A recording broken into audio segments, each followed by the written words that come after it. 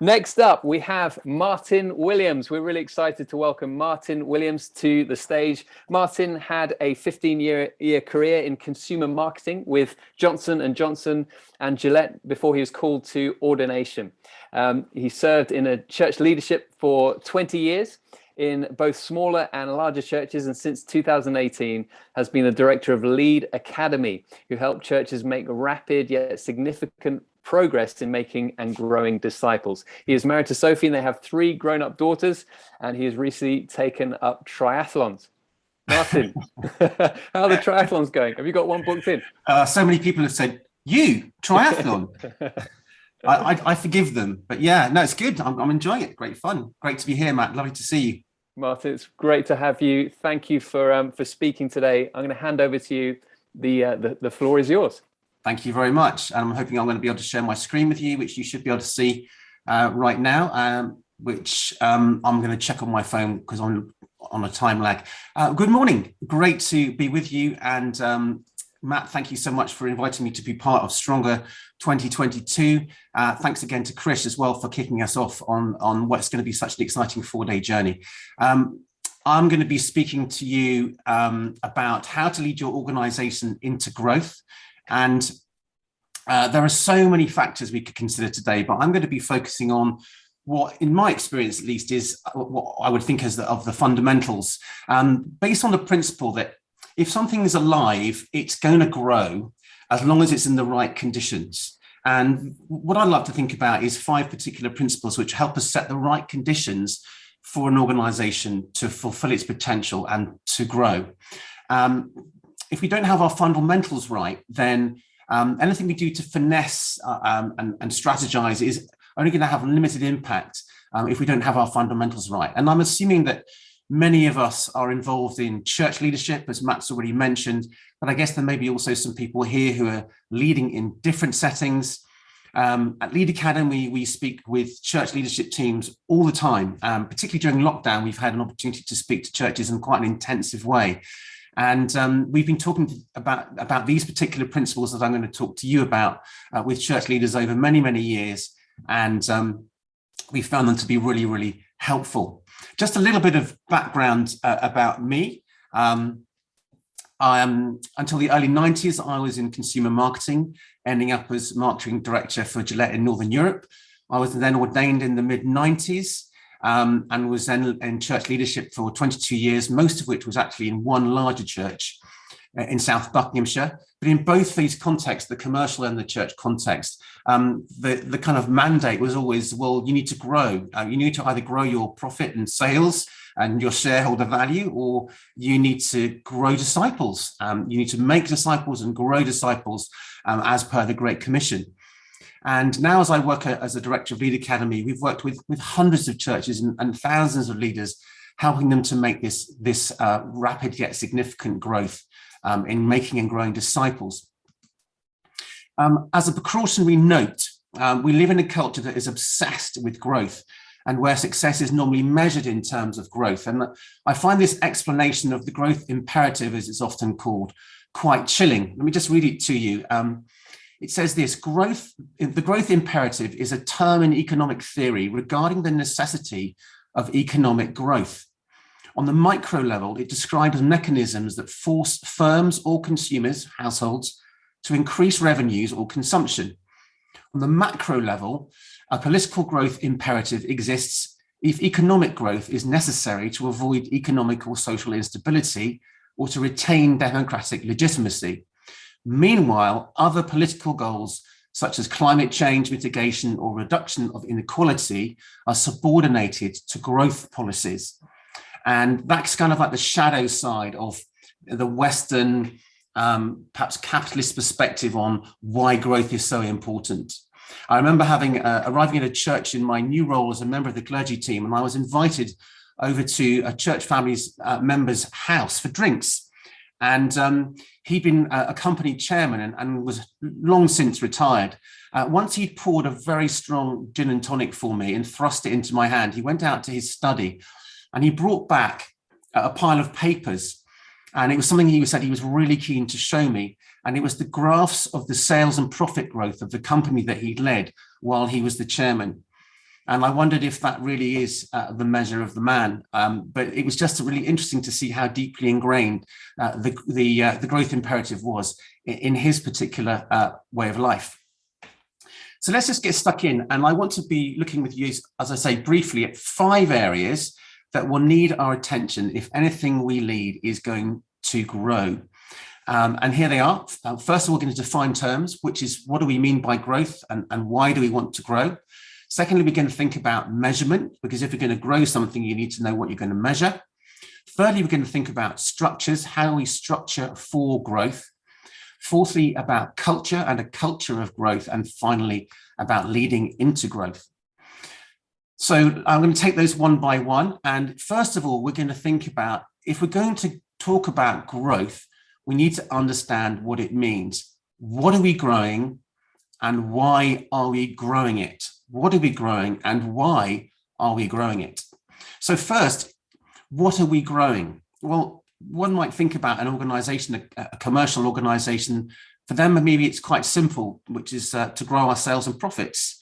Corporates work really hard on culture and environment and people's well-being, and it's great that they do, but ultimately the shareholder still wants to see sales and profit growth. For a school, it might be something like league tables or examination pass rates or student welfare. For a charity, if you think of a charity like Tier Fund or International Rescue or a not-for-profit, maybe that what they look to do is to grow their influence, to grow the amount of influence they have in order to reach those who are suffering or struggling in some way. If you lead a church, what does growth mean to you? Does it mean Sunday attendance? Does it mean spiritual growth?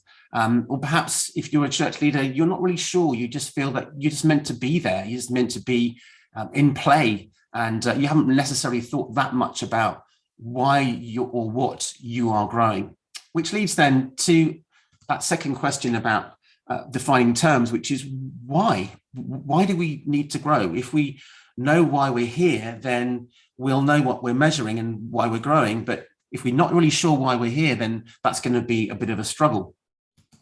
Simon Sinek calls this the center of the golden circle. What he says is that many organizations know what they do all day to produce what they produce, and they know how they do it, whether that be a product or a service, but few are clear on why. Why are we even doing this? That purpose, that why, can fade over time and become lost in the activity of the what and the how. Just to give an example of that, we know a charity who makes polytunnels, those strange structures in which you can grow all sorts of vegetation and plant life. And there was a conversation amongst their leadership team about why they make polytunnels. And they actually recognized that as a charity, their why was actually, their purpose, if you like, was actually this. Well, we generate jobs and food security in areas that would otherwise be unable to do so. At present, we do this by providing polytunnels. So what do they recognize as growth or success or fulfilling their purpose? The production of polytunnels or the number of people and communities who achieve food security? Our why informs the definition of growth. Our purpose, why we're here, informs our definition of growth. And it's those fundamentals that are really important to get straight in any organization so that we can be really clear on all the things that follow. Our why informs our definition of growth, and it informs our unit of measurement, which takes us on to the next fundamental of growth. What are we actually measuring and how are we going to measure it? With the polytunnel example, the unit of measurement went from how many polytunnels they produced to how many lives were changed and moved into food security. So the organization now needs to measure something different. How do we know how many people have reached food security because of what we've done? Our why has defined what we measure, and now we need to measure it. If you're a charity and your why is about influence, you need to have a unit and method of measurement because that's measuring your purpose. If you're leading a church, you need to know why you are there and therefore what you are measuring. And then you need to find a way to measure it. or any old measurement will do. Again, let's take a really simple example. Here's a purpose statement or a why statement from a church: to make whole life disciples of Jesus Christ wherever we have influence. Can you measure that? How would you measure it? Well, perhaps some of us would say, yeah, I think you can probably measure how many disciples you make. You can probably measure how people are growing in their discipleship journey.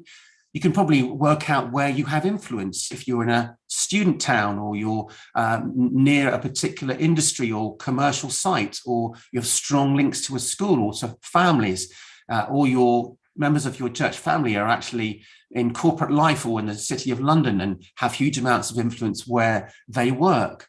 It's easy to start working out those things and to start putting together measurements which really make sense in relation to that purpose. If you want to explore some of these things, then that's part of what we do at Lead Academy, and we're fascinated to have those discussions with churches, and it's great to see what happens when churches clarify their purpose and their measurements. So what next? Well, if we've defined growth in our particular context, we've anchored that to a purpose, and then we've started to get the correct measurements in place, the next thing we might need to look at is our structures.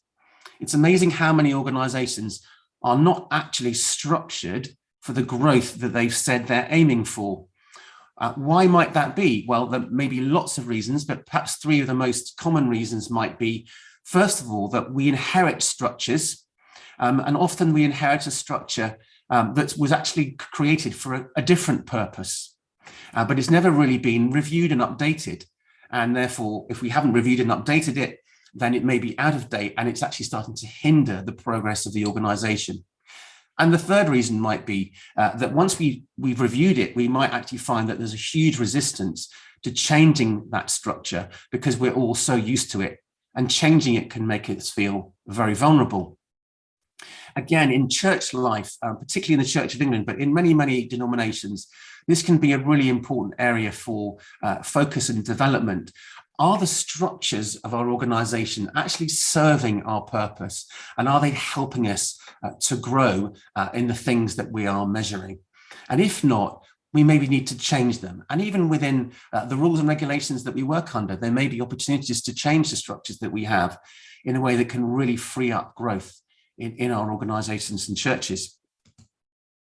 And there are two areas of structure an organization will need to align with its purpose and its measurables, and these are governance and operational. So first one is governance. This is typically quite boring and turgid. It's about how things work in detail, and very often our governance structures can be stuck in a certain shape. But poor governance structures can create unnecessary bottlenecks, and they can also shift decision-making to the wrong people. An example of this might be a church council or an eldership structure that has many working groups and subcommittees in it. And those working groups and subcommittees are doing so much work, and they're reporting so much to that structure, that actually they're clogging up the agenda, and they're stopping things from happening, which would actually create growth in a way that these things don't. The second one, as I say, is operational. This is an example of where we want to think about the people that work in our organization, whether they be staff or whether they be unpaid volunteers. Are they serving members of the organization? Are they working under clear job descriptions? Are their job descriptions aligned to our purpose? Do they understand what they're being measured against? Do they have role descriptions that match that? This is a really important thing, particularly now in this hopefully post-COVID era, where lots of roles and lots of understandings of what roles are, and lots of structures and organizational structures need to be completely reviewed in the light of what we've been through and what we're left with. And so it's an area that we won't want to pay some attention to over the next 12 months or so. And the key step here is to ensure that the senior leadership are structured around the purpose and seen to be so. For example, here's a simple one. If your purpose as a church or an organization has an emphasis, for example, on families, do you have a families team leader And is that person on the official leadership team? Do they have, if you like, a seat round the table of leadership because they represent a key part of the purpose of the organization? This area also includes any training that we do. Even at the most rudimentary level, is there training for the stuff that is in line with our purpose? An example of that might be if we believe that our church purpose is to grow and make and grow disciples in the context that we're in, do we have training for that in some form or another? Does an organization's training focus reflect its purpose and the things that it's trying to measure? So that's where it's good to think about a structure. So just to recap where we've got to, if we're going to talk about growth, we need to understand what that means, what we're measuring and why we're measuring it. We then need to think about how we measure it, what metrics we use and how we get that data. And then we need to think about the structures that we have. Is our organization structured for that particular growth and that particular purpose? So, sorry, I just flipped forward a slide there by accident. Here's the next one, which is culture. And this perhaps is one of the most important ones of all, because if we have a clear purpose as an organization and we know what we're measuring and we have the ability to measure it and we've got good structures in place, there's one thing that can stymie all that can wreck it all in one easy lesson, and that is culture. Culture can often be defined as the way we do things around here. It's what we flourished in. It's what we're frustrated by. People don't leave organizations, they leave other people and they leave bad cultures. And Peter Drucker, that great business leader, said that culture eats strategy for breakfast. And what he means is it trumps everything. If we're in a lousy culture or a toxic culture, then however good everything else might be, we're going to struggle to see that organization flourish and grow.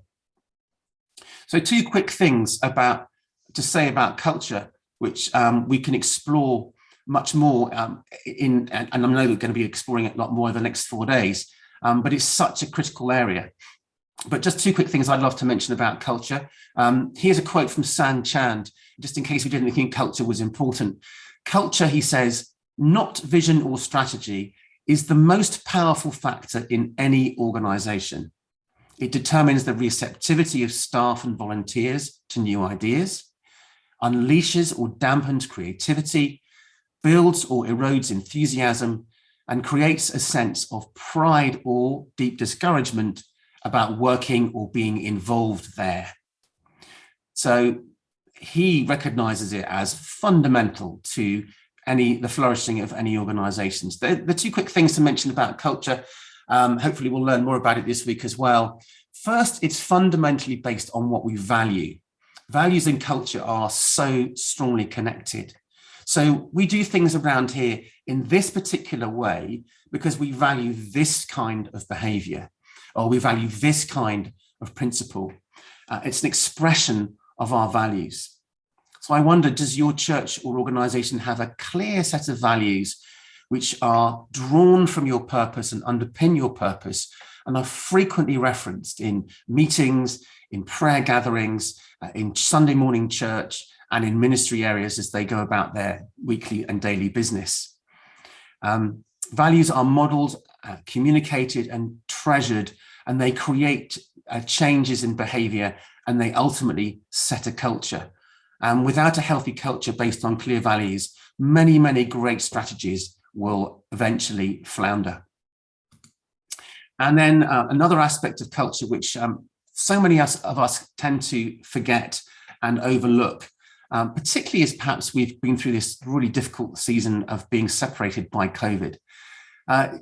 When we celebrate successes or wins, when we celebrate the good things that God is doing among us, when we notice what the Holy Spirit and the people of God are seeing in fruitfulness around them, and we celebrate those things, then we reaffirm the purpose of our organization, the reason we're here, and we reaffirm and deepen our culture. We say we are celebrating this because this is exactly why we're doing this. This is exactly how we want to do it. And we're going to celebrate it when it actually happens. Think of those polytunnels again. when they celebrate one person entering into food security, they light up the whole landscape that they are in, and they get their bearings all over again, and they reset and deepen their culture of compassion and care for those who struggle without food. This is why we get out of bed in the morning. This is what it's all about. If you're a church leader, how do you stop and celebrate with your team and those who support your ministry? Or is life too busy and troublesome for us to remember and plan to celebrate? Such a key aspect of culture. Finally, what helps an organization grow, of course, is the right kind of leadership. The clarity of purpose, the measurement of the purpose, the structures, the culture, the celebrations, they're all the responsibility of the leadership. To make sure those things are happening, to make sure that environment is beautifully set for growth to happen. They're the responsibility of the leader, and that takes diligent and prayerful and patient leadership. And the organizations that will endure in growth will be led by what Jim Collins, who wrote the book Good to Great, says are level 5 leaders, a particular kind of leader that he identifies for those who set an environment where growth can really happen. And he says that level 5 leaders are set apart by their humility. And he describes them like this. Level 5 leaders display a powerful mixture of personal humility and indomitable will. They're incredibly ambitious, but their ambition is first and foremost for the cause, for the organization and its purposes, not for themselves. They're often self-effacing, quiet, reserved, and even shy. Every good to great transition in our research, he says, began with a level 5 leader who motivated the enterprise more with inspired standards than inspiring personality. Leadership at the end of the day is about character. It's about deeply formed Christ-like character, and it's about the wisdom that comes only from God and from Christ, who is our role model for that kind of leadership. Which takes me just to a last summary slide, really, just to say that personally, from my experience of leading organizations in growth is most likely to take place when the conditions are right and the purpose is clear and the culture is strong and the measurements are well understood and the leadership is full of wisdom and grace and Christ-likeness and humility.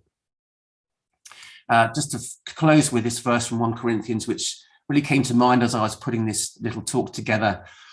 Paul writes this: I planted the seed, Apollos watered it. We all did our own bit to make this thing grow, but God made it grow. So neither he who plants nor he who waters is anything, but only God who makes things grow. The person who plants and the person who waters have one purpose, and each will be rewarded according to their own labor. But as we see there, it's God who makes it grow. He's built growth into the system, and he wants things to grow and flourish. And we each have a task and a gift to ensure that the environment in which that growth happens is perfect and God honoring for that growth to actually happen and ultimately to honor him. So I hope that's been helpful. Matt, thank you so much for giving me the time to do this. And I guess if you've got time, we might have some questions or some conversation about it. Wonderful stuff there, Martin. Thank you for sharing all of that. Such rich insights, and that you've packed it all in there into 25 minutes. Thank you, Martin. There's been a couple of reflections here, which has been great to see. Jerry Marshall, hi Jerry. He said regarding culture. I mean, we could spend a whole day on each of the aspects that you gave, but he said reculture. Absolutely, that's why Christian business leaders need to see business as ministry and reset business culture. Great reflection. Thanks, Jerry. Any reflections on that, Martin? Yeah, I think that's such a great point. And it's such a fantastic opportunity, isn't it, as a business leader? Because you are an ultimate culture maker if you're a business leader, if you're a leader in any context, but in a business context. And therefore, you have the huge privilege and opportunity to create a godly culture in your organization. And that's why I find that Jim Collins stuff so interesting, because he's written a whole section on good to great leadership and not for profits, and that those godly characteristics that come through in those level 5 leaders are no accident, and it is a great opportunity. Richard, thanks for sharing your comment. Great stuff. Good to Great, still one of the best resources out there. Yeah. If you haven't read Good to Great by Jim Collins, it is a fabulous resource, and Martin's referenced it. And picking up actually on level 5 leaders, Jerry does this in his comment here. Again, Jerry, thanks, Jerry. He says, is humility in leadership now beginning to be recognized? What do you think, Martin? That's a really interesting point, isn't it? I don't know. I'm probably not in the right position to see that, because I hope to see it in church leaders, which is where I spend most of my time. But I think it is prized, and it's interesting, isn't it? How we're going to see this afternoon how Boris manages his latest little party crisis. Let's see how much humility is around this afternoon, and whether that is in greater or shorter supply. But I think it is hugely valued by the people who are being led. And many people see it as a weakness, but of course it's a great and profound strength. Martin, we're so grateful to you for your time today.